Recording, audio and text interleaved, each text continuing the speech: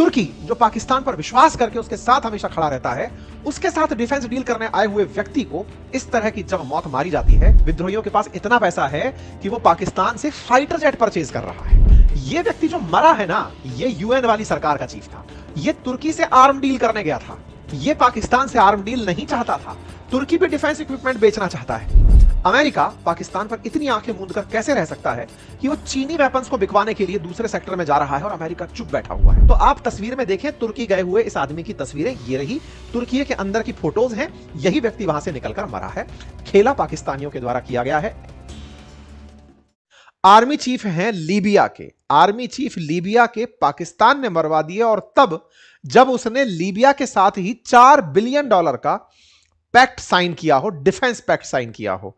पाकिस्तान हथियार निर्यात करेगा लीबिया को। यह खबर सुनने के बाद अगर आप यह भी सुन लें कि उसी देश के आर्मी चीफ को मरवाने का आरोप भी पाकिस्तान पर लग गया हो, तो यह निश्चित ही एक बड़ी कॉन्स्पिरेसी थ्योरी प्रतीत होती है।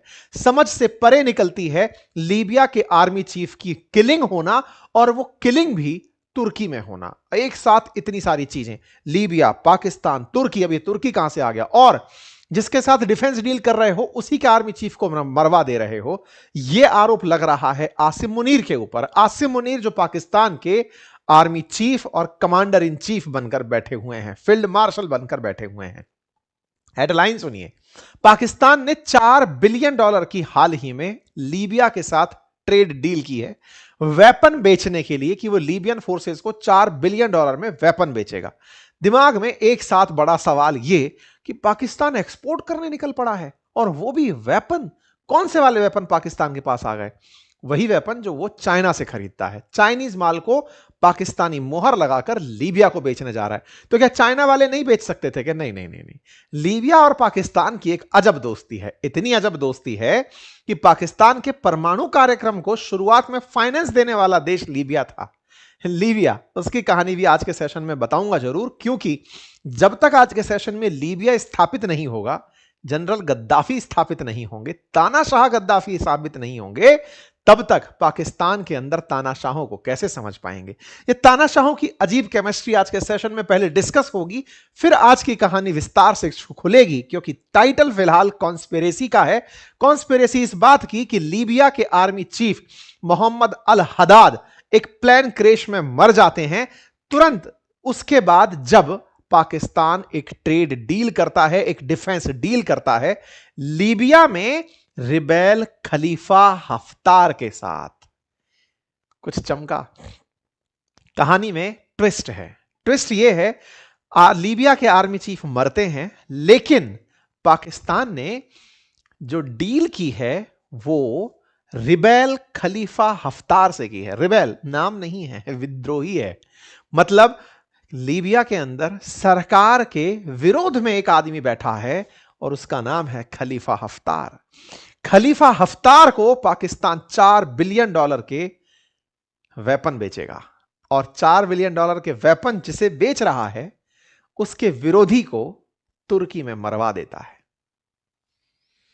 गजब। चलिए डिस्कस करते हैं। तस्वीरें देख लीजिए। पहले एक एग्रीमेंट की, और इस एग्रीमेंट के बाद पहले कहानी समझते हैं। लीबिया में एक शासन यूएन द्वारा स्थापित है और एक शासन जो कि विद्रोहियों का है। विद्रोहियों का एरिया बड़ा है। जो लीबिया की राजधानी है त्रिपोली, वहां पर नाटो समर्थित यूएन का शासन है, या यूएन वाली पार्टी का शासन है। अब यहां तक क्लियर हुआ? आइए अब आगे बढ़ते हैं। ये जो आप हस्ताक्षर होते हुए देख रहे हैं आसिम मुनीर की प्रेजेंस में, ये पाकिस्तान की तरफ से साइन किया जा रहा है विद्रोहियों के साथ में। विद्रोही $4 बिलियन के पाकिस्तान के माध्यम से JF-17 जो चाइना वाले फाइटर जेट है वो खरीद रहा है। विद्रोहियों के पास इतना पैसा है कि वो पाकिस्तान से फाइटर जेट परचेज कर रहा है। यही वो डील हो रही है। फिर ये मर कौन गया? जो यूएन द्वारा स्थापित सेना सरकार है, उसका भी एक सेना का कमांडर है, उसका भी एक सेना का चीफ है, वो मर गया। कहां मर गया? वो तुर्की की यात्रा पर गया था। तुर्की की यात्रा पर क्यों गया था? क्योंकि वो तुर्की से डिफेंस डील करना चाहता था। इंटरेस्टिंग देखिए, तुर्की और पाकिस्तान के बीच में हो सकता है रस्साकसी हो जाए यहां पर। किस बात पर, ध्यान से समझिए। यह व्यक्ति जो मरा है ना, यह यूएन वाली सरकार का चीफ था। यह तुर्की से आर्म डील करने गया था। यह पाकिस्तान से आर्म डील नहीं चाहता था।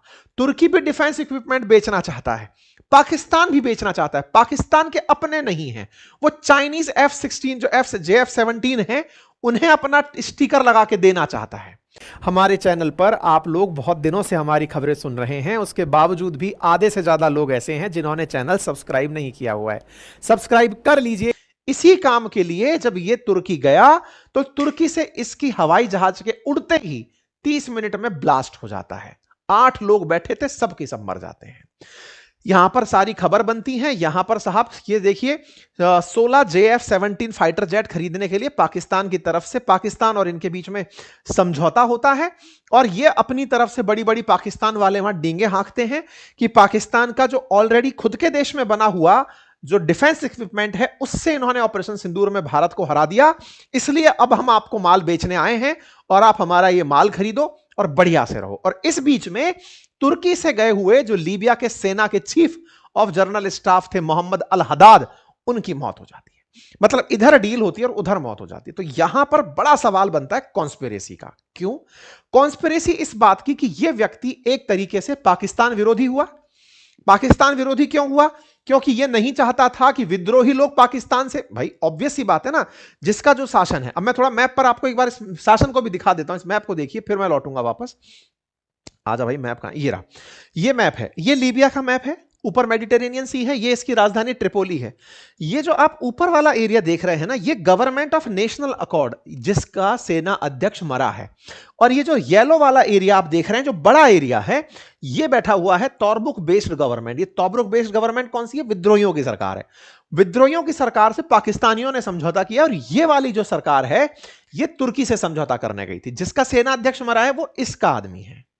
मरवाया कौन होगा? पाकिस्तान। यह बात कौन बोल रहा है? सब लोग बोल रहे हैं। तुर्की भी इसी बात की जांच पर निकला हुआ है। यहां पर आप तस्वीरें देखते हैं, ये वो मलबा है जो हवाई जहाज फटने का है और ये घर के पीछे ब्लास्ट होती हुई तस्वीरें शायद आपको दिखाई दे रही हो। ये मृतकों के शरीरों को उठाते हुए ले जाकर दिखाया गया। 8 लोगों की जान गई थी। हमने अपने, जब ये ब्लास्ट हुआ था उस समय पर आपके लिए अपने जो वेबसाइट है हमारी अंकित इंस्पायर इंडिया की, वहां पर इसे पहले ही शेयर कर दिया था। जो लोग यहां पर थे उनका कहना था कि ऐसा लगा जैसे कोई बम फटा हो। और यहां पर बम फटने की जो सूचना है वो असल में ब्लास्ट की थी, हवाई जहाज में हुए ब्लास्ट की। तुर्की ने इसे किलिंग माना है, ना कि टेक्निकल फॉल्ट। तुर्की इस बात से चिढ़ा हुआ है, लेकिन वो बोले कैसे? पाकिस्तानी अपनी औकात पर जो आ गए। तुर्की सरकार ने घटना की जानकारी देते हुए कहा कि हम इसको यह नहीं मानते कि मौसम की वजह से हुआ है। मोहम्मद अल हदाद जो मरा है, यह लीबिया के अंदर सेना का स्टाफ चीफ था और ये लंबे समय से यहां पर था। देश के अंदर जो त्रिपोली समर्थित सरकार है, जो कि दबीबा के द्वारा चलाई जा रही है, उसका सेना अध्यक्ष यही था। और दूसरी तरफ खलीफा हफ्तार का जो प्रशासन है, उनके साथ पाकिस्तानी लोग समझौता करने गए थे। तो आप तस्वीर में देखें, तुर्की गए हुए इस आदमी की तस्वीरें ये रही। तुर्की के अंदर की फोटोज हैं। यही व्यक्ति वहां से निकलकर मरा है। खेला पाकिस्तानियों के द्वारा किया गया है, ऐसा आरोप लग रहा है। Libyan army chief Mohammed Ali Ahmed al Haddad जो कि मारा गया, जो कि खिलाफ था सब स्टैंडर्ड वेपन डील के जो पाकिस्तान के साथ हो रही थी, उसके मारे जाने की खबर इस समय सोशल मीडिया पर बड़ी खबरों में से है। यहां पर आपके दिमाग में एक बड़ा प्रश्न चलने लगेगा कि साहब ऐसा करके तो इसने तुर्की को अपने खिलाफ कर लिया। पाकिस्तान चाइना का माल बिकवाने लीबिया गया, बढ़िया डिफेंस डील उठा ले गया और साथ में लीबिया के अंदर एक सेना अध्यक्ष को मरवा दिया, तुर्की के साथ विश्वासघात कर दिया। क्या पाकिस्तान का कद इससे बहुत बढ़ गया? 2 बातें यहां पर स्पष्ट हैं। यहां पर कई सारे सवाल हैं। पहला, यूनाइटेड नेशन ने वर्ष 2011 में ही लीबिया पर आर्म्स एम्बार्गो लगाया हुआ है, अर्थात लीबिया हथियार नहीं खरीद सकता। फिर भी हथियार खरीदने के लिए दोनों तरफ से लोग निकले हुए थे। ऐसे में बड़ा सवाल यूएन के इस समय कार्यहीन होने पर है कि कैसे यूएन के प्रेजेंस में ये सारे काम हो रहे हैं। दूसरा, अमेरिका पाकिस्तान पर इतनी आंखें मूंद कर कैसे रह सकता है कि वो चीनी वेपन्स को बिकवाने के लिए दूसरे सेक्टर में जा रहा है और अमेरिका चुप बैठा हुआ है। तुर्की जो पाकिस्तान पर विश्वास करके उसके साथ हमेशा खड़ा रहता है, उसके साथ डिफेंस डील करने आए हुए व्यक्ति को इस तरह की जब मौत मारी जाती है तब भी वो पाकिस्तान पर कोई बयान क्यों नहीं देता है? ये तमाम सवाल हैं। चूंकि एक दो दिन पहले की घटना है, अब धीरे धीरे ये अनफोल्ड होंगे, रिश्तों में मजा मजा आने लगेगा। फिलहाल के लिए तो डील ही विवादों में है, बस यही सुर्खी चल रही है। लेकिन हां, आने वाले समय में कुछ तो बढ़िया होगा, क्योंकि तुर्की के अंदर जो भी घटना हुई, अगर वो पाकिस्तान प्रायोजित थी तब तो पाकिस्तान तो गयो, लेकिन उस विद्रोही ग्रुप द्वारा प्लांट थी जो कि दूसरी तरफ से बाकी हिस्से पर शासन कर रहा है, तो पाकिस्तानी लोग कहेंगे साहब हमने कुछ नहीं करा, ये तो इनकी आपस की लड़ाई थी, मर गए। खैर, व्यापार में सब कुछ जायज है जनाब, है ना? तो यहां पर अब देखना पड़ेगा कि किस तरह से यह घटना आगे बढ़ती है। लेकिन आपको घटना मैंने बहुत ही सारगर्भित समय में बहुत बड़ी सारी घटनाओं को एक साथ समझाने का प्रयास किया है।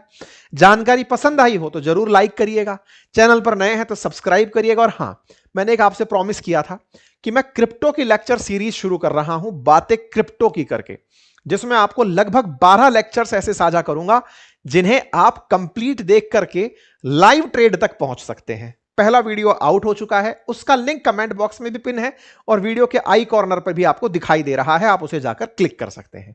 बातें बाजार की चैनल पर उसे डाला है, free of cost lecture series है, शून्य से लेकर के शिखर तक की यात्रा है, बिल्कुल लेमैन लैंग्वेज में मैंने आपको प्रॉपर तरीके से उसे सिखाने का प्रयास किया है।